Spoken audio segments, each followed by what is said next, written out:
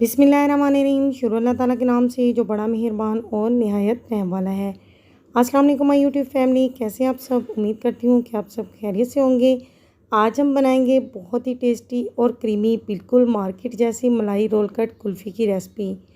ये बहुत ही मज़ेदार होती है और बनाने में बिल्कुल आसान है।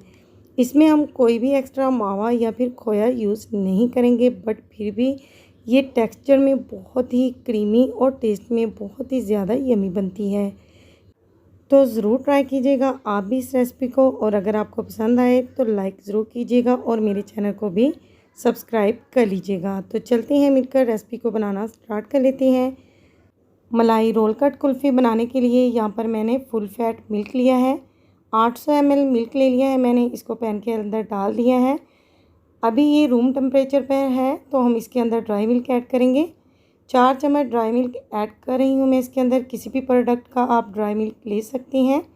तो सबसे पहले हम इसको अच्छे से दूध के अंदर मिक्स कर लेंगे। इसके बाद ही हम फ्लेम को ऑन करेंगे। 1 से 2 मिनट तक हम चम्मच को चलाएंगे तो ये अच्छे से इसके अंदर मिक्स हो जाएगा।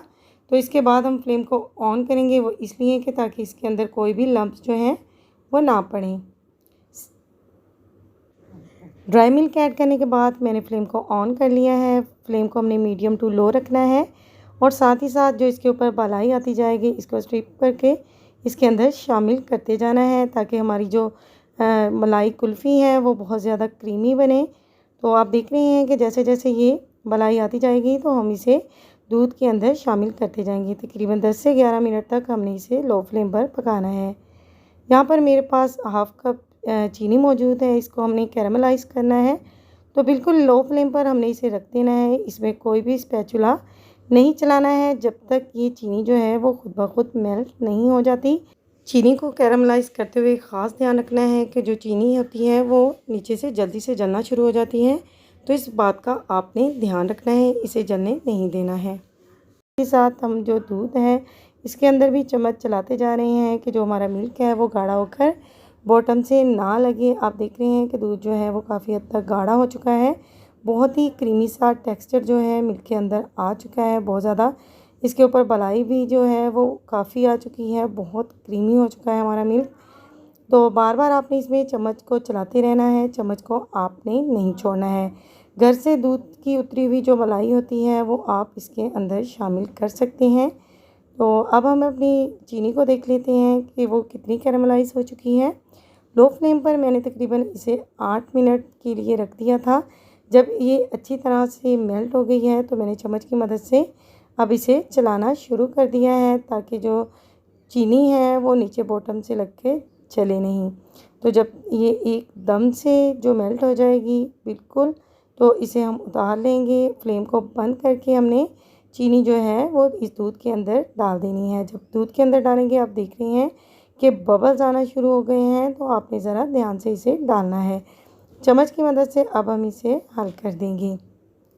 यहाँ पर मैंने 2 चम्मच बड़े भरकर कॉर्नफ्लावर लिया है। इसमें आधा कप दूध का शामिल करके इसे अच्छे से मिक्स कर लिया है। इसे हम कुल्फ़ी के अंदर शामिल करेंगे। कैरामलाइज़ चीनी जो है वो मैंने दूध के अंदर ऐड कर दी है। तो अब हमने फ्लेम को लो ही रखना है, ताकि हमारी जो कैरामलाइज़ चीनी है वो इसके अंदर मेल्ट हो जाए। आप कह रहे होंगे कि चीनी जो है वो बहुत हार्ड हो गई है, तो ये किस तरह से इसके अंदर शामिल होगी? तो बिल्कुल 2 मिनट के अंदर ये दूध के साथ अच्छे से मिक्स हो जाएगी। जैसे जैसे फ्लेम जो है वो थोड़ा हाई करेंगे या मीडियम करेंगे तो ये फटाफट से 1 या 1.5 मिनट के अंदर मेल्ट हो जाएगी। तो यहाँ पर मैंने फ्लेम को मीडियम किया है, ताकि जो हमारी कैरामलाइज़ चीनी है वो हल हो जाए।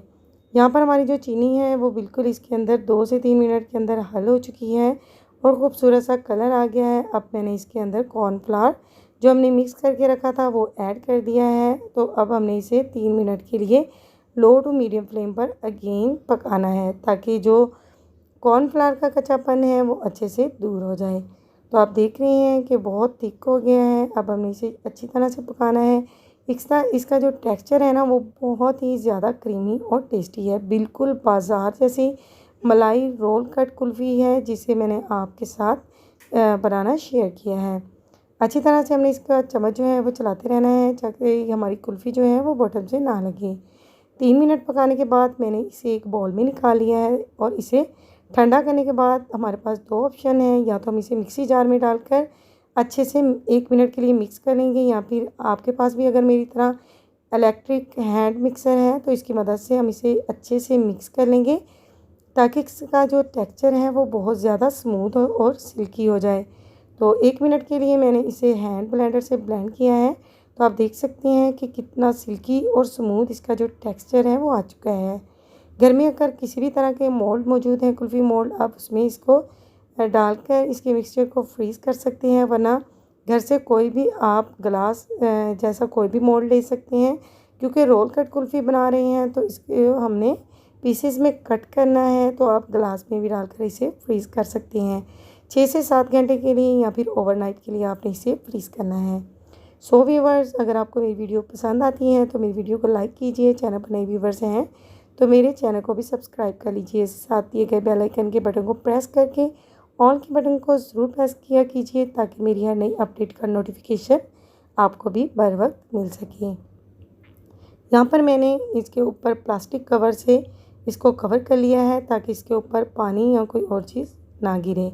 अब हम इसे प्लास्टिक कवर से कवर करने के बाद फ्रीज़ कर लेंगे और इसकी कटिंग जो है वो अपनी पसंद के हिसाब से आप कर सकते हैं। छोटे या बड़े पीसेस में आप कन्वर्ट कर सकते हैं। इस पर आप पिस्ता, बादाम जो चाहें आप उसे अपनी मर्ज़ी के मुताबिक गार्निश कर सकते हैं, क्योंकि गार्निश करना बिल्कुल ऑप्शनल होता है। सो व्यूअर्स, अगर आपको मेरी वीडियो पसंद आए तो फीडबैक लाजमी शेयर कीजिएगा। तो मिलते हैं इंशाल्लाह ताला नेक्स्ट वीडियो में किसी अच्छे से यूनिक से मज़े के टॉपिक के साथ। तब तक के लिए दुआओं में मुझे याद रखिएगा। अल्लाह हाफिज़।